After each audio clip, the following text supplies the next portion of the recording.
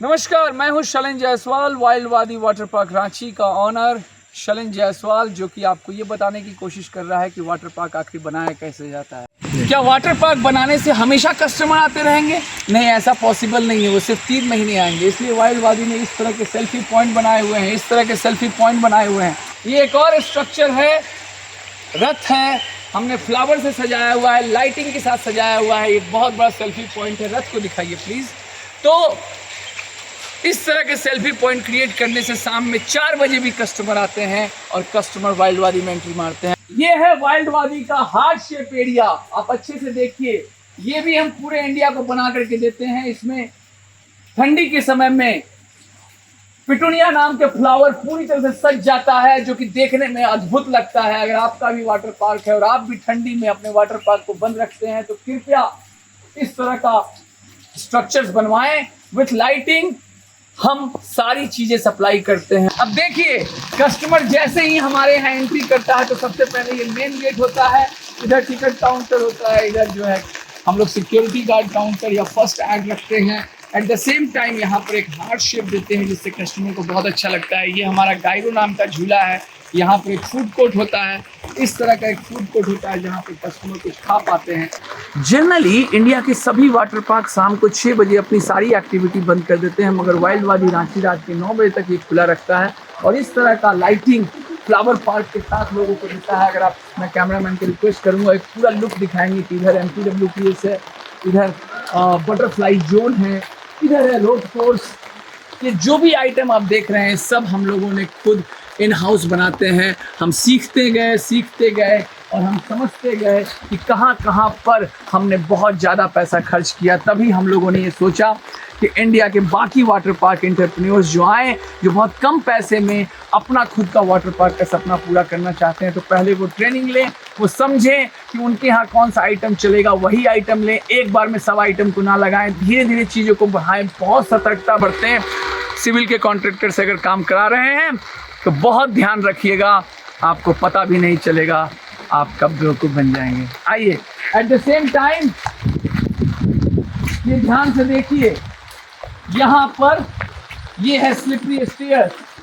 ये आइटम हम लोगों ने देखा, खुद से सोचा। इसमें उस जगह से पानी आता है और यहाँ पर लोग स्लाइड करते हैं। इसके नीचे फोम के गद्दे होते हैं, लोगों को बहुत मज़ा आता है। ये छोटा सा भी एरिया अगर बचा हुआ है तो यहाँ पर हम लोग खरगोश को रखने का अरेंजमेंट कर दिए, जिससे कि लोगों को बहुत अच्छा लगा। अभी बारिश का मौसम है, इसलिए हम लोगों ने यहाँ खरगोश नहीं रखा है। एट द सेम टाइम अगर आप देखेंगे तो ये हमारा मेन जोन है, जिसको हम लोग डांस एरिया बोलते हैं। यहाँ पर स्टेज पे कोरियोग्राफर को रख करके लोग डांस की कॉपी करते हैं और यहाँ नीचे पूरा भरा रहता है। इसकी भी वीडियो मैं कैमरामैन को बोलूँगा कि जरूर दिखाएं। ये सब जो भी चीज़ मैं दिखा रहा हूँ, ये सब इन हाउस मैन्युफैक्चरिंग है। अगर आपके भी शहर में आपको भी ज़रूरत है और या आप भी नया वाटर पार्क बना रहे हैं या पुराना वाटर पार्क बनाए हुए हैं और ये सब चीज़ चाहते हैं, तो सब कुछ हम आपको सप्लाई कर सकते हैं। जब कस्टमर कॉस्ट्यूम लेता है तो वो अपने कॉस्ट्यूम को चेंज करने के लिए, यानी वो जो पहन कर आया है उसको चेंज करने के लिए और आपके द्वारा दिए गए नायलॉन कपड़ों को पहनता है।